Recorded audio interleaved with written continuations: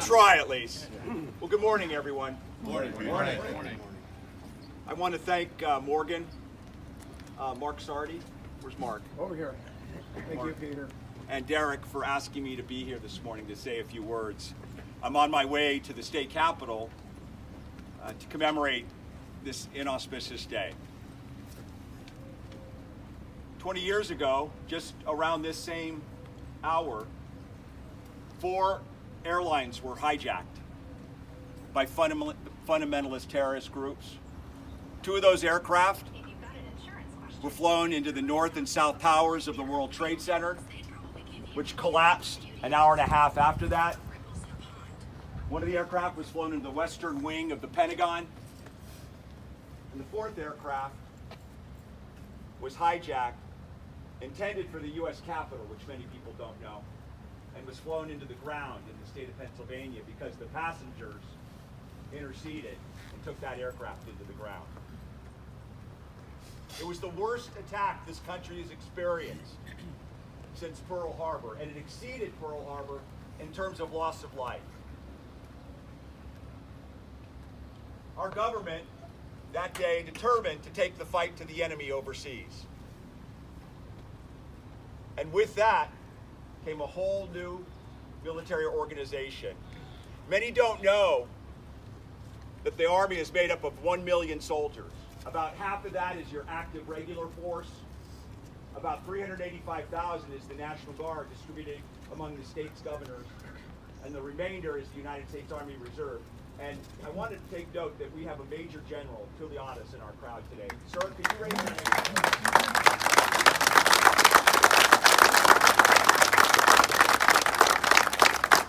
He's the only one I'll call sir today.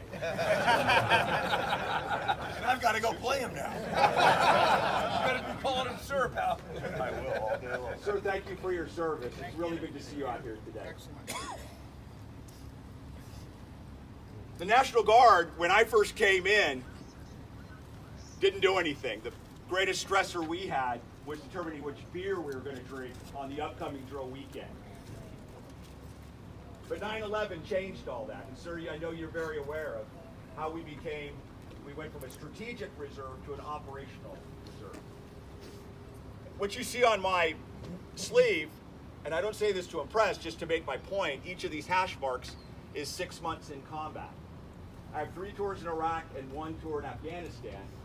That would be unheard of for a National Guard officer in the 80s or the 70s. We just didn't do that kind of thing. So the war affected all of our communities as our National Guardsmen got deployed overseas.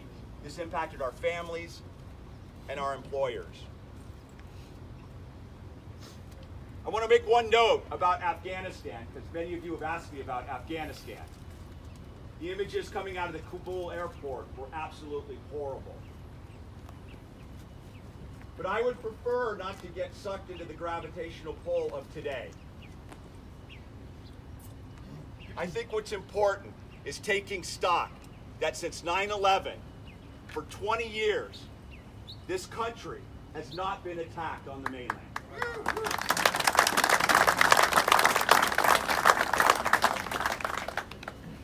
The days of victory being measured by a surrender pact being signed on the USS Missouri are over. We are not going to have the satisfaction of war concluding in that manner. This is a long war, and make no mistake, there are threats every day to this country and every week, real threats. And I have knowledge of those threats, and the fact that we have not been attacked is significant. And so victory is measured by, are you safe today? Can you go to work? Can you put a roof over your head?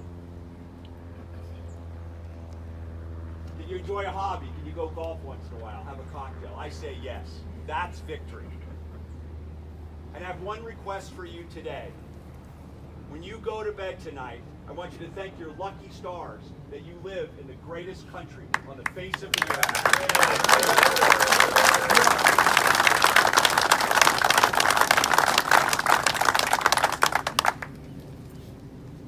I want to wish everybody the best of luck, except Mike Perino. I'm crying over here, dude.